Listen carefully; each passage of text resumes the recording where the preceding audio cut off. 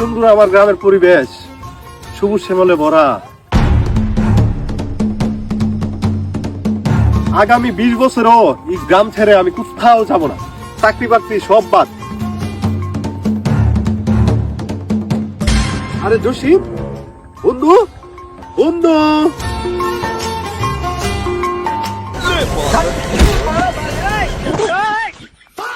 भाई यहाँ पे क्या हो रहा भाई?